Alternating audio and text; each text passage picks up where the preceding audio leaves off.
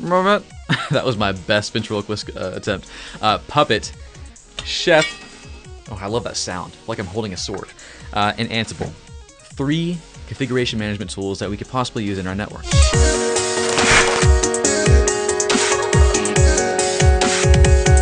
saw that Ansible is probably the best solution for most people because we don't need an agent. It's just agentless. We can access the majority of Cisco devices.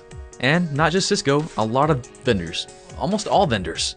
Well, I can't say all. I'm going to say all. And we can automate our device configuration. We can start treating our device configurations less like Notepad scribble and more like code, more like a network developer. Now, sure, we could use Puppet, and oh, that's a scary one, and we could use Chef, but they require an agent, and the sad news is most of our Cisco devices don't support installing an agent on those. So for many, again, Ansible is the best option. But Puppet is the darling of sysadmins, and Chef, more complex. It's meant for software developers and sysadmins at the same time. But I know that many network admins will end up using any one of these tools, just depending on what your needs are. Now, for many of you, this may be the last video you're watching in the CCNA course. You learned what a network is and how to manage a network and how to access devices and do all that crazy stuff with Jeremy Chara and Keith Barker. You built that great foundation, and then you hit me. And we kind of started to throw all that stuff away. Forget everything you learned, because now we're automating. Now we're becoming network developers. But that's not always true, is it? Actually, it shouldn't be true. It isn't true. Everything you've learned in the CCNA, you will need as you start to progress down your network automation journey. You can't automate what you don't understand. You can't automate if you don't know how it works. So this fundamental knowledge you've picked up in the CCNA, VLANs, the OSI model, spanning tree, routing protocols, you need to know all of those things before you automate them. Sure, the way we do things is changing. We're not designing our networks the same way we used to. But that's always been the case. Things are constantly changing. We just need to adapt and have fun. So where do you go from here? Well, I encourage you, if you're studying for the CCNA exam, go back and rewatch the course.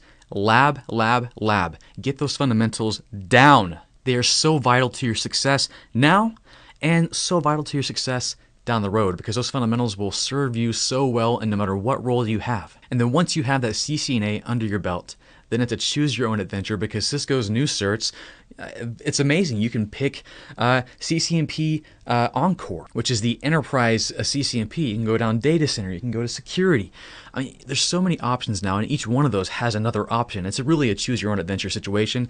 You can become more of a routing and switching person if you really fall in love with routing and switching, or you can become even more automated. You can go down specific automation paths. Cisco DevNet Associate's a solid option if you want to become more of a network developer. Also going to the CCNP Encore and picking the automation specialization, the automation concentration, you learn even more about automation. So where do you go from here? Just keep going. Just go. You have so many options, and whatever option you pick just needs to be something that you're passionate about, something that you're interested in, and something that you'll have fun with, and you won't lose as long as you keep learning.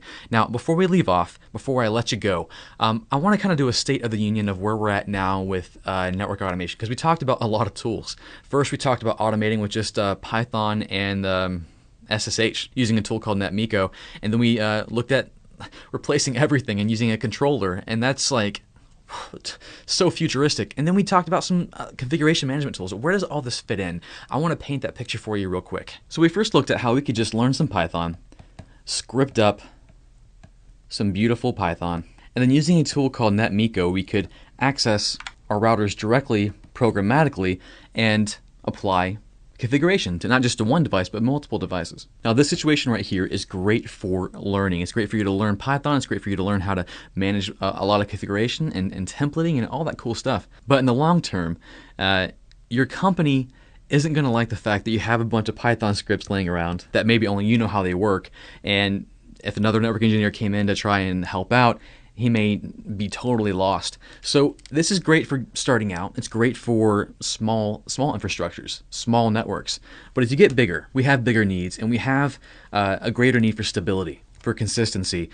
Consistency that maybe you just writing a few Python scripts doesn't bring, because you may not be a developer, a full-fledged developer. So odds are your scripts aren't going to be up to code, I guess.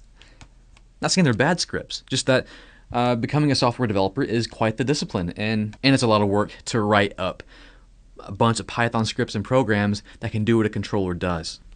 which is why the industry is definitely moving towards controller-based networks, software-defined networks that are SDN controllers. SDN controllers are the future of networking, I believe, especially with platforms like DNA Center, ACI.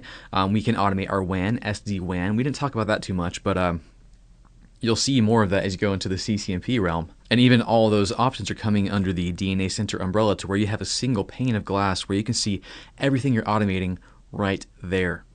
That's the future. That's where everyone is moving. Now, it may not be a DNA Center because everybody's going to have a different flavor of network, not going to only have all Cisco stuff. You may go with a different software-defined networking controller, but this will be the model that people stick with. I believe. This is me forecasting. Now, on the time we spent together and the skills we talked about, learning things like Python, learning about JSON, learning about APIs, and more specifically RESTful APIs. Those are skills we can take with us to whatever network automation platform we engage with, whether it's writing a few Python scripts or the big stuff, the big game of interacting with SDN controllers. Now, but what about those configuration management tools we just talked about? Where do Puppet, Chef, and Ansible come into play? This is where it's probably going to be up to your company and the people who make decisions, because what we talked about already, a lot of people already use Puppet, Chef, and Ansible to automate other things other than the network. They automate their servers, they automate their development, they have a full DevOps infrastructure. So they're already doing what our SDN controllers are trying to do. So adding the networking piece on top of that is just a natural step. So for many people, these management tools, is what they'll end up using. Now, I will say this, I do believe that the features in these tools will be added to DNA Center. You better believe that Cisco's not going to let that just stand by the wayside. They're going to, I don't know if they're going to buy them. They could buy them. Cisco, go buy some of those.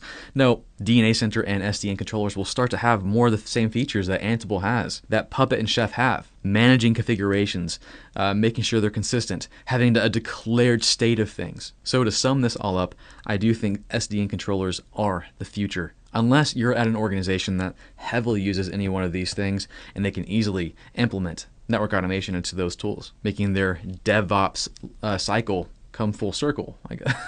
Okay, so this is where I'll leave you. Congrats for finishing the CCNA, for making it all the way through the course. Unless you went straight here because you wanted to know what network automation was, then get your butt back there and finish the rest of the CCNA course. But assuming you followed the course in order, you made it. You did it. Good luck on the exam. Good luck on automating your network. And I'll probably see you soon, because if you continue down the CCNP path, the Cisco path, and get your CCNP Encore, which I think you should, you'll see me, Jeremy, and Keith again. I hope this has been informative for you, and I'd like to thank you for viewing.